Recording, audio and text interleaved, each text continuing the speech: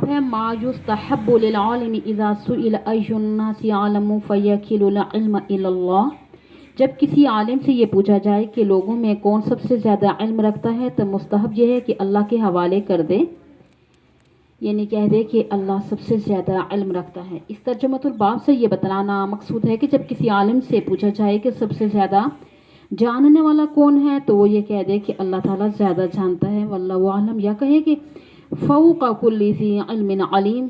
तो बाज़ उलमा ने इस बाब का मकसद ये बयान किया है चूँकि उलमा में किब्र ज़्यादा होता है, इसलिए इमाम बुखारी रहीमुल्लाह ताला तंबीह फरमा रहे हैं कोई आलिम अपने आप को बड़ा अलामा न समझे, चूँकि अल्लाह रब्बुल इज़्ज़त ने इतने बड़े नबी के मतलब ये पसंद नहीं फरमाया कि वह अपने आप को आलिम कहें। तशरी इस हदीस बाब में जो पहले मुख्तसरन बाब आया ना बाज़ों की रफ़ीज़ा वाला, इसमें गुजर चुकी है, बहरहाल ज़रूरी तशरी वहीं भी हो गई है। तो यहाँ पे हदीस के शुरू में जो आया है कि नौफ अल बकाली रहमतुल्लाह अलैह का जिक्र है, जैसे कि काब अहबार के सौतेले बेटे थे, ताबी थे, और ये हज़रत सोबान और हज़रत अब्दुल्ला और उमर और हज़रत अली और हज़रत अबू अयूब अंसारी रज़ी अल्लाह ताला अन्हुम से रवायत बयान करते हैं। ये मोहम्मद बिन मरवान के साथ जिहाद में निकले और वहीं शहादत भी पाई। दरअसल नौफ अल बकाली रहमतुल्लाह अलैह को मुगालता था कि खिज़र अलैहिस्सलाम की शागिर्दी अख्तियार करना या इनसे कम इल्म होना हज़रत मूसा अलैहिस्सलाम जैसे जलील क़दर पैगम्बर के लिए मौजू नहीं, इसलिए वो कहते थे कि वो मूसा इब्न मीशा होंगे। हालांकि वाकई बात यह है कि साहिब खिज़र हज़रत मूसा बिन इमरान ही हैं। इसलिए हदीस बाब में हज़रत इब्न अब्बास रज़ी अल्लाह ताला ने नौफ अल बकाली के बारे में कहा कि कज़िबा अदुव्वुल्लाह की इस कलमे के कहने का मतलब ये नहीं था कि नौफ अल बकाली अहदाउल्लाह में दाखिल हैं, बल्कि उलमाए हक़ की आदत है कि जब वो कोई मतलब है कि खिलाफ हक़ बात सुनते हैं तो उनकी तबीयत में हरकत पैदा होती है और ऐसे मौके पर सख्त कलिमात किए जाते हैं, उनकी हकीकत मुराद नहीं होती। बहरहाल ये अल्फाज नौफ अल बकाली के मतलब हालत गुस्सा में कहे और अल्फाज गुस्सा का ताल्लुक जो होता है हकीकत व वाक़े से कम होता है, मकसद ज़जर व तंबीह हुआ करती है। बहरहाल हदीस है हदसना अब्दुल्ला बिन मोहम्मद अल आखिर करती हूँ उसको, हमसे अब्दुल्ला बिन मोहम्मद ने बयान किया और आगे चलें सनद से इनसे इब्न अब्बास रज़ी अल्लाह ताला ने कहा नौफ बकाली का ये ख्याल है कि मूसा जो खिज़र के पास गए थे वो बनी इसराइल वाले नहीं थे बल्कि दूसरे मूसा थे। ये सुनकर इब्न अब्बास रज़ी अल्लाह ताला बोले कि अल्लाह के दुश्मन ने झूठ कहा। हमसे उबई बिन कौब रज़ी अल्लाह ताला ने रसूलुल्लाह सल्लल्लाहु अलैहि वसल्लम से नकल किया कि एक रोज़ मूसा अलैहिस्सलाम ने खड़े होकर बनी इसराइल में खुतबा दिया कि आपसे पूछा गया कि लोगों में सबसे ज़्यादा साहिब इल्म कौन है। उन्होंने फरमाया कि मैं हूँ। इस वजह से कि अल्लाह का इताब उन पर हुआ कि उन्होंने इल्म को अल्लाह के हवाले क्यों ना कर दिया। तब अल्लाह ताला ने उनकी तरफ वही भेजी कि मेरे बंदों, यानी भेजी कि इनमें से एक बंदा है दरियाओं के संगम पर है, वो तुझसे ज़्यादा आलिम है। तो मूसा अलैहिस्सलाम ने कहा ए परवरदिगार, मेरी इनसे कैसे मुलाकात होगी। हुक्म हुआ कि एक मछली तोशे में रख लो, फिर जब तुम उस मछली को गुम कर दो तो वो बंदा तुम्हें वही मिलेगा। तब मूसा अलैहिस्सलाम चले और साथ में अपने खादम यूशा बिन नून को ले लिया। उन्होंने तोशे में मछली रख ली। जब एक पत्थर के पास पहुंचे तो दोनों अपने यानी के साथ इस पर रखकर सो गए और मछली तुषाधान से निकलकर दरिया में अपनी राह जा लगी। ये बात मूसा और उनके साथी के लिए तहज्जुब अंगेज़ थी कि फिर दोनों बकिया रात और दिन में चलते रहे। जब सुबह हुई तो मूसा अलैहिस्सलाम ने खादम से कहा कि हमारा नाश्ता लाओ, इस सफ़र में हमने काफ़ी तकलीफ़ उठाई। और मूसा अलैहिस्सलाम बिल्कुल नहीं थके थे, मगर जब इस जगह से आगे निकल गए जहाँ तक इन्हें जाने का हुक्म मिला था, तब इनके खादम ने कहा कि क्या आपने देखा था कि जब हम शहर के पास ठहरे थे और मैं मछली को कहना भूल गया। ये सुनकर मूसा बोले कि ये वही जगह है कि जिसकी हमें तलाश थी। वो पिछले पाँव लौट गए। जब पत्थर तक पहुँचे तो देखा कि एक शख्स कपड़ा ओढ़े हुए मौजूद है। मूसा अलैहिस्सलाम ने इन्हें सलाम किया। खिज़र अलैहिस्सलाम ने कहा कि तुम्हारी ज़मीन में सलाम कहाँ। फिर मूसा अलैहिस्सलाम ने कहा मैं मूसा हूँ। खिज़र बोले कि बनी इसराइल के मूसा। उन्होंने जवाब दिया हाँ। फिर कहा कि क्या मैं तुम्हारे साथ चल सकता हूँ ताकि तुम मुझे हदायत की वो बातें बतलाओ जो खुदा ने तुम्हें सिखलाई हैं। तो खिज़र बोले कि तुम मेरे साथ सब्र नहीं कर सकोगे। ऐ मूसा, मुझे अल्लाह ने ऐसा इल्म दिया है कि जिसे तुम नहीं जानते, और तुमको जो इल्म दिया है इसे मैं नहीं जानता। इस पर मूसा अलैहिस्सलाम ने कहा खुदा ने चाहा तो मुझे साबर पाओगे اور میں کسی بات میں تمہاری خلاف ورزی نہیں کروں گا۔ پھر دونوں دریا کے کنارے کنارے پیدل چلے۔ اس کے پاس کوئی کشتی نہیں تھی۔ ایک کشتی ان کے سامنے سے گزری تو کشتی والوں سے انہوں نے کہا کہ ہمیں بٹھا لو۔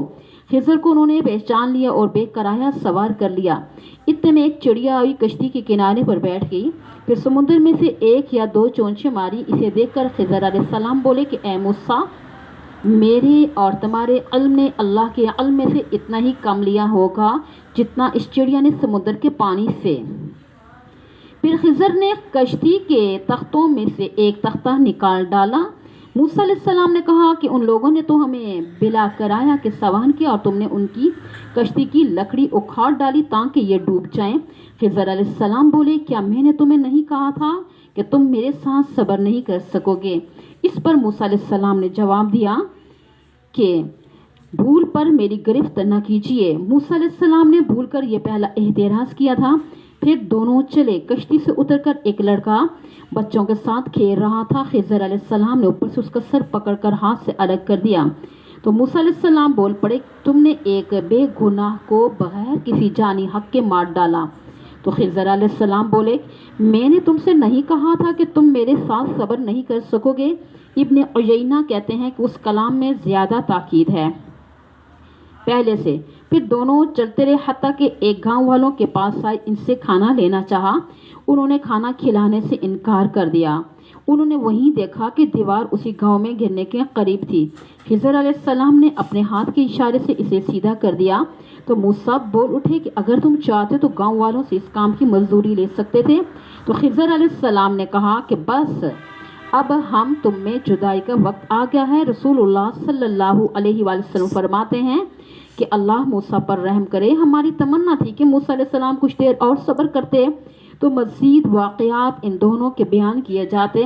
محمد بن یوسف کہتے ہیں ہم سے علی بن حشرم نے یہ حدیث بیان کی، ان سے سفیان بن عیینہ نے پوری کی پوری بیان کی۔ قرآن مجید میں بھی ہے نا سورۃ الکہف میں، ٹھیک ہے۔ باب ہے من سأل وہو قائم عالما جالسا، کھڑے ہو کر کسی عالم سے سوال کرنا جو بیٹھا ہوا ہے۔ پہلے ایک باب گزرا ہے جس میں کہتے ہیں نا بروک عند المحدث، تو امام بخاری رحمۃ اللہ علیہ یہ باب قائم کر کے اشارہ فرما رہے ہیں کہ بروک عند المحدث واجب نہیں بلکہ کیا مستحب ہے، لہذا اگر ضرورت پڑنے پہ کوئی کھڑے کھڑے مسئلہ پوچھے تو کوئی حرج بھی نہیں ہے۔ حدثنا عثمان قال اخبرنا جریر الآخر، رسول اللہ صلی اللہ علیہ وسلم کی خدمت میں حاضر ہوئے ایک شخص اور اس نے عرض کیا کہ یا رسول اللہ کی خاطر لڑائی کی کیا صورت ہوگی، کیونکہ ہم میں سے کوئی غصہ کی وجہ سے کوئی غیرت کی وجہ سے جنگ کرتا ہے۔ تو آپ نے اس کی طرف سر اٹھایا، اس سر اس لیے اٹھایا کہ پوچھنے والا کھڑا تھا، تو آپ نے فرمایا جو اللہ کے کلمے کو سر بلند کرنے کے لیے لڑے وہ اللہ ہی کی راہ میں ہوتا ہے، اللہ کے راہ میں لڑتا ہے۔ تو رجل سے مراد کون ہے؟ تو بعض نے کہا کہ حضرت موسیٰ علیہ السلام ہیں، یعنی حضرت موسیٰ اشعری رضی اللہ تعالیٰ نا صحابی جو ہیں۔ تو بعض نے کہا حضرت معاذ بن جبل رضی اللہ تعالیٰ عنہ ہیں۔ تو البتہ حافظ ابن حجر رحمۃ اللہ علیہ فرماتے ہیں اس سے مراد حضرت لاحق بن سمیرہ رضی اللہ تعالیٰ عنہ بھی ہو سکتے ہیں۔ حافظ ابن حجر رحمۃ اللہ علیہ نے فتح الباری میں یہ فرمایا تھا نا کہ حدیث الباب میں جو کلمت اللہ کے الفاظ ہیں ان سے مراد دعوت الی الاسلام ہے، اور خدا کے دین کی دعوت سب دعوتوں سے اوپر ہو جائے، یعنی جس طرح دنیا کے دوسرے لوگ اپنی دینی دنیاوی دعوتوں کو کامیاب سر بلند کرنے کی کوشش کرتے ہیں، یعنی ان کے مقابلہ میں مسلمانوں کا فرض ہے کہ وہ اپنی دین حق کی دعوت کو زیادہ سے زیادہ کامیاب سر بلند کرنے کی سعی کریں۔ اگلا باب ہے باب سؤال الفتیہ، باب السؤال الفتیہ عند رمی الجمار، بند نہیں کرنا، باب السؤال والفتیہ عند رمی الجمار، رمی جمار یعنی حج میں پتھر پھینکنے کے وقت مسئلہ پوچھنا۔ مقصد ترجمۃ الباب، بعض شارحین فرماتے ہیں کہ حدیث میں آتا ہے انما السعی والرمش، یہ جو لفظ آئے اس حدیث میں بظاہر معلوم ہوتا ہے کہ رمی کے وقت سوال نہ کیا جائے اور فتویٰ نہ پوچھا جائے، اس لیے کہ امام بخاری رحمۃ اللہ علیہ نے اس بات سے تنبیہ فرمائی کہ اس وقت میں سوال کرنا اور فتویٰ پوچھنا جائز ہے۔ ابن بطال رحمۃ اللہ علیہ فرماتے ہیں اس باب کا مقصد یہ ہے کہ کسی عالم سے کوئی علمی بات ایسے وقت دریافت کی جا سکتی ہے کہ وہ جواب بھی دے سکتا ہے جبکہ وہ کسی طاعت خداوندی میں مشغول ہو، کیونکہ وہ ایک طاعت کو چھوڑ کر دوسری یعنی کہ طاعت میں مشغول ہو رہا ہے۔ تو حضرت اقدس گنگوی رحمۃ اللہ علیہ نے یہاں یہ بھی فرمایا کہ بشرطے کہ جس طاعت میں مشغول ہو وہ کلام کے منافی نہ ہو، جیسے کہ نماز وغیرہ۔ حدثنا ابو نعیم قال حدثنا عبدالعزیز، ہم سے ابو نعیم نے حدیث بیان کی، ان سے عبدالعزیز نے، اور سند سے آگے چلتے ہیں کہ میں نے رسول اللہ صلی اللہ علیہ وآلہ وسلم کو رمی جماعت کے وقت دیکھا، آپ سے کچھ پوچھا جا رہا تھا تو ایک شخص نے عرض کیا یا رسول اللہ صلی اللہ علیہ وسلم میں نے رمی سے قبل قربانی کر لی، آپ نے فرمایا رمی کر لو آپ، کچھ حرج نہیں۔ تو دوسرے نے کہا یا رسول اللہ صلی اللہ علیہ وآلہ وسلم میں نے قربانی سے پہلے سر منڈا لیا، آپ نے فرمایا اب قربانی کر لو، کچھ حرج نہیں۔ اس وقت آپ سے جس چیز کے بارے میں جو آگے پیچھے ہو گئی تھی آپ سے پوچھا گیا تو آپ نے یہی جواب دیا کہ اب کر لو، کچھ حرج نہیں ہے۔ باب ہے قول اللہ تعالی وما اوتیتم من العلم الا قلیلا، اللہ تعالیٰ کا ارشاد ہے تمہیں یعنی کہ تھوڑا علم دیا گیا ہے۔ حضرت اقدس شیخ الحدیث رحمۃ اللہ علیہ فرماتے ہیں کہ اس باب میں امام بخاری رحمۃ اللہ علیہ یہ مسئلہ ثابت کرنا چاہتے ہیں کہ حضور صلی اللہ علیہ وآلہ وسلم عالم الغیب نہیں تھے، یعنی کہ اللہ تعالیٰ کی طرح آپ کو کائنات کے ذرہ ذرہ کا علم نہیں تھا، کیونکہ ما اوتیتم کے خطاب میں حضور صلی اللہ علیہ وآلہ وسلم بھی داخل ہیں، کیونکہ اللہ تعالیٰ نے انہیں یہ نہیں فرمایا کہ قل ما اوتیتم۔ واضح ہے کہ اللہ تعالیٰ نے اپنے حبیب صلی اللہ علیہ وآلہ وسلم کو علم غیب کا بہت بڑا حصہ عطا کیا تھا، لیکن کلی علم غیب کا مالک صرف اور صرف اللہ تعالیٰ ہی ہے۔ علم غیب اللہ تعالیٰ کے علاوہ کوئی بھی نہیں جانتا، جو آپ کو اللہ تعالیٰ نے عطا کیا تھا وہ وہی کے ذریعے جو آپ کے سامنے ہے۔ حدثنا قیس بن حفص، ہم سے قیس بن حفص نے حدیث بیان کی۔ الآخر چلتی ہوں، میں نبی اکرم صلی اللہ علیہ وآلہ وسلم کے ساتھ مدینہ کے کھندرات میں چل رہا تھا، آپ کھجور کی چھڑی پہ سہارا دے کے چل رہے تھے اور کچھ یہودیوں کا ادھر سے گزر ہوا، اس میں سے ایک نے دوسرے سے کہا کہ رسول اللہ صلی اللہ علیہ وسلم سے روح کے بارے میں کچھ پوچھو۔ ان میں سے کسی نے کہا کہ مت پوچھو، ایسا نہ ہو کہ کوئی بات کہہ دیں جو تمہیں ناگوار ہو، مگر ان میں سے بعض نے کہا کہ ہم ضرور پوچھیں گے۔ پھر ایک شخص نے کھڑے ہو کر کہا کہ اے ابو القاسم صلی اللہ علیہ وسلم، روح کیا چیز ہے؟ آپ صلی اللہ علیہ وآلہ وسلم نے خاموشی اختیار کی تو میں نے دل میں کہا کہ آپ صلی اللہ علیہ وسلم پر وحی آ رہی ہے، اس لیے کہ میں کھڑا ہو گیا، اور آج جب آپ صلی اللہ علیہ وآلہ وسلم جب وہ کیفیت دور ہوئی تو آپ صلی اللہ علیہ وسلم نے قرآن کا وہ حصہ اس وقت جو نازل ہوا تھا ارشاد فرمایا، اے نبی صلی اللہ علیہ وآلہ وسلم، تم سے یہ لوگ روح کے بارے میں پوچھ رہے ہیں، کہہ دو کہ روح میرے رب کے حکم سے پیدا ہوئی ہے اور تمہیں علم کی بہت تھوڑی مقدار دی گئی ہے، اس لیے تم روح کی حقیقت نہیں سمجھ سکتے۔ عامش کہتے ہیں کہ ہماری قراءت میں وما اوتو ہے، وما اوتو تم نہیں ہے۔ تشریح اس طرح ہے کہ روح سے کیا مراد ہے۔ حافظ عینی رحمۃ اللہ علیہ نے فرمایا کہ روح کے متعلق 70 اقوال ہیں۔ روح کے بارے میں حکماء، علماء، متقدمین میں بہت زیادہ اختلاف رہا ہے۔ پھر علماء میں سے اکثر کی رائے ہے کہ حق تعالی شان و روح کا علم صرف اپنے تک محدود رکھا ہے، مخلوق کو نہیں بتایا، حتیٰ کہ یہ بھی کہا گیا ہے کہ نبی صلی اللہ علیہ وآلہ وسلم بھی اس کے عالم نہیں تھے۔ لیکن میں سمجھتی ہوں کہ حضور صلی اللہ علیہ وسلم کا منصب مرتبہ بہت بلند و برتر ہے، وہ حبیب اللہ ہیں اور ساری مخلوق کے سردار ہیں، ان کو روح کا علم نہ دیا جانا کچھ مستبعد سا ہے۔ حق تعالی شانو نے آپ صلی اللہ علیہ وآلہ وسلم پر انعامات اور اکرامات کا اظہار فرماتے ہوئے وَعَلَّمَكَ مَا لَمْ تَكُنْ تَعْلَمُ وَكَانَ فَضْلُ اللَّهِ عَلَيْكَ عَظِيمًا کے خطاب سے بھی نوازا۔ باب من ترک بعض الاختیار محافظہ ان یکثر فهم بعض الناس عنه فقهوا فی اشد منه، کوئی شخص بعض جائز باتوں کو اس ڈر سے ترک کر دے کہ کہیں لوگ اس کی وجہ سے زیادہ سخت یعنی ناجائز باتوں میں مبتلا نہ ہو جائیں۔ یہ باب اس شخص کے بیان میں ہے جو بعض مستحب عمل کو یا قول کو اس وجہ سے چھوڑ دیتا ہے کہ بعض لوگوں کی فہم جو قاصر ہیں اس عمل کو یا بات کو سمجھیں گے نہیں، پھر اس سے سخت بات میں پھنس جائیں گے۔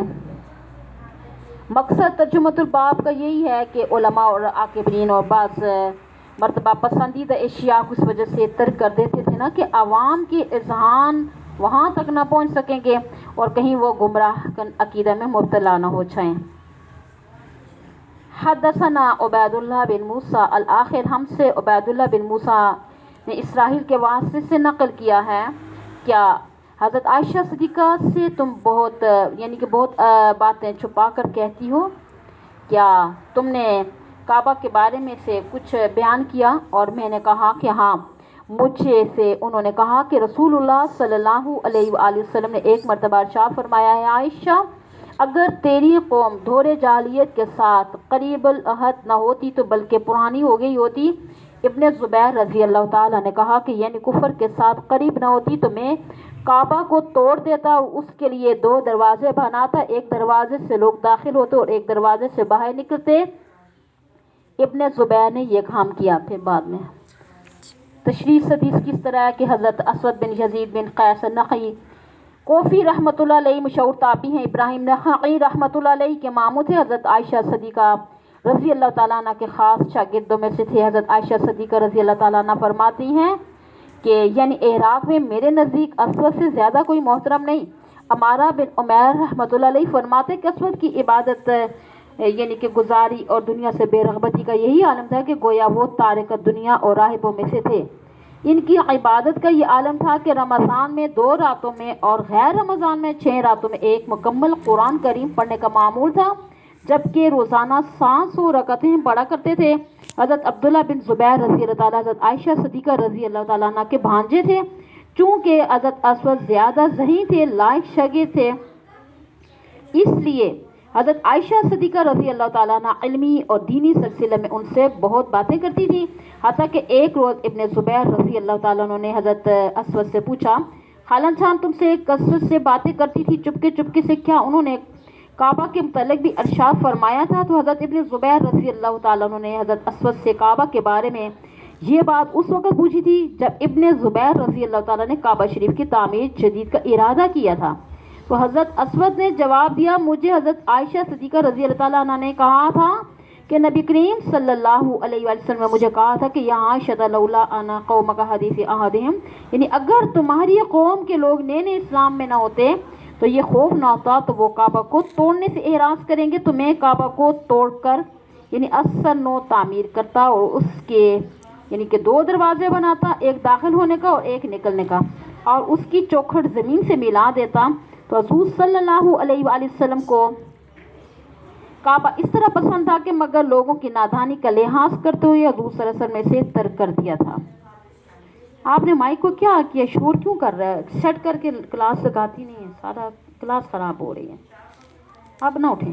قال ابن زبیر بکفر، اب اس سے عبارت کے 2 مطلب ہو سکتے ہیں۔ ایک تو یہ ہے کہ حضرت اسود نے حدیث احادیم تک بیان کیا ہے، یعنی کہ حضرت ابن زبیر رضی اللہ تعالیٰ نے صرف لفظ بکفر فرما دیا یا باور کرانے کے لیے کہ میں بھی اس حدیث کو جانتا۔ دوسرا مطلب یہ ہے کہ بکفر سے آخر تک حضرت ابن زبیر رضی اللہ تعالیٰ نے بقیہ روایت کہ پڑھ دی۔ بیت اللہ کی تعمیر اول حضرت آدم علیہ السلام کے ذریعے ہوئی تھی کہ تعمیر کعبہ کی جگہ کی تعین بذریعہ حضرت جبرائیل علیہ السلام بحکم الہی ہوئی تھی، اور اس جگہ بہت نیچی تھی، اس تعمیر میں فرشتے بھی شریک ہوئے، مطلب ہے فرشتوں نے بڑے بڑے پتھروں سے نیچی جگہ کو بھر دیا۔ پھر اس پر حضرت آدم علیہ السلام کے ذریعے سے تعمیر کی تکمیل ہوئی۔ حضرت آدم علیہ السلام نے اس میں نمازیں پڑھی اور اس کے گرد طواف کیا، اور اسی طرح ہوتا رہا حتیٰ کہ طوفان نوح علیہ السلام کے وقت اس کو زمین سے اٹھا لیا۔ اس کے بعد پہلی جگہ کہ پہلی بنیادوں پر ہی حضرت ابراہیم علیہ السلام نے تعمیر فرمائی، قرآن مجید میں اس کا ذکر موجود ہے۔ تیسری مرتبہ قریش نے تعمیر کی کیونکہ کسی عورت کے دھونی دینے سے غلاف کعبہ کو آگ لگ گئی تھی، جس سے عمارت کو بھی نقصان پہنچا۔ پھر کئی سیلاب متواتر آئے جس سے عمارت مزید کمزور ہوگی۔ اس کے بعد ایک بڑا سیلاب آیا جس سے دیواریں شق ہو گئی۔ اب نئی تعمیر کے بغیر کوئی چارہ نہیں تھا۔ اس تعمیر میں نبی کریم صلی اللہ علیہ وآلہ وسلم نے حجر اسود اپنے ہاتھوں مبارک سے نصب کیا۔ یاد رکھیے چوتھی تعمیر حضرت ابن زبیر رضی اللہ تعالیٰ عنہ نے کی۔ حضرت ابن زبیر رضی اللہ تعالیٰ عنہ نے مکہ میں تشریف فرما تھے اور یزید بن معاویہ نے لشکر بھیجا تاکہ حضرت ابن زبیر رضی اللہ تعالیٰ عنہ کو زندہ یا مردہ گرفتار کیا جائے۔ اس لشکر نے مکہ مکرمہ پہ چڑھائی کی اور جبل ابو قبیس پر منچیک نصب کی۔ حضرت ابن زبیر رضی اللہ تعالیٰ عنہ نے ان کے اصحاب رفقا پر سنگساری کی بھی، اور اس وقت یعنی کہ بہت سارے پتھر بیت اللہ شریف پر بھی گرے جن سے عمارت کو نقصان پہنچا۔ بہرحال غلاف کعبہ ٹکڑے ٹکڑے ہو گیا اور عمارت میں جو لکڑی لگی ہوئی تھی اس نے آگ پکڑی، پتھر بھی ٹوٹ پھوٹ کے۔ غرض ان وجوہ کی وجہ سے کعبۃ اللہ کی تعمیر کرنی پڑی، اور اس وقت حضرت ابن زبیر رضی اللہ تعالیٰ نے حدیث الباب کی روشنی میں بنا ابراہیم کے مطابق تعمیر کرائی۔ درمیانی دیوار نکال کر حتیم کو بیت اللہ میں داخل کیا اور 2 دروازے بنا دیے اور مشرقی صدر دروازے کی دہلیز بھی نیچے کرا دی۔ 5ویں مرتبہ تعمیر و ترمیم بیت اللہ حجاج ثقفی نے کرائی۔ اس نے خلیفہ وقت عبد الملک بن مروان کو خط لکھا، ابن زبیر رضی اللہ تعالیٰ عنہ نے کعبہ میں زیادتی کر دی، جو اس میں داخل نہیں ہے، اس میں ایک نیا دروازہ بھی کھول دیا، مجھے اجازت دی جائے کہ بیت اللہ کو پہلی حالت پہ کر دوں۔ خلیفہ نے جواب دیا کہ ہمیں ابن زبیر رضی اللہ تعالیٰ عنہ کی کسی بھی یعنی کہ برائی میں ملوث ہونے کی ضرورت نہیں ہے، جو کچھ بیت اللہ کا یعنی کہ طول زیادہ کر دیا یعنی اس کو کم کرا دو، یعنی کہ خطیم کی طرف جو حصہ بڑھایا ہے وہ اصل کے مطابق کرا دو، اور جو دروازہ مغرب کی طرف نیا کھولا ہے اس کو بند کرا دو۔ مطلب یہ ہے کہ خط ملتے ہی حجاج نے نہایت تیزی سے مذکورہ والا ترامیم کرا دی اور مشرقی دروازے کی دہلیز کو بھی اونچا کرا دیا۔ اس کے بعد خلیفہ عبد الملک کو معلوم ہوا حضرت ابن زبیر رضی اللہ تعالیٰ نے جو کچھ کیا تھا وہ حضرت صلی اللہ علیہ وآلہ وسلم کی یعنی کہ دلی منشا کے مطابق تھا، اور حجاج نے مغالطہ دیکھ کر مجھ سے ایسا حکم حاصل کیا تو خلیفہ بہت نادم ہوا اور حجاج کو لعنت ملامت کی۔ غرض اس وقت جو کچھ بنائے کعبہ ہے وہ سب ابن زبیر رضی اللہ تعالیٰ عنہ کی ہے، اور سوائے ان ترمیمات کی جو حجاج نے کی ہیں۔ سمجھ آئی؟ بس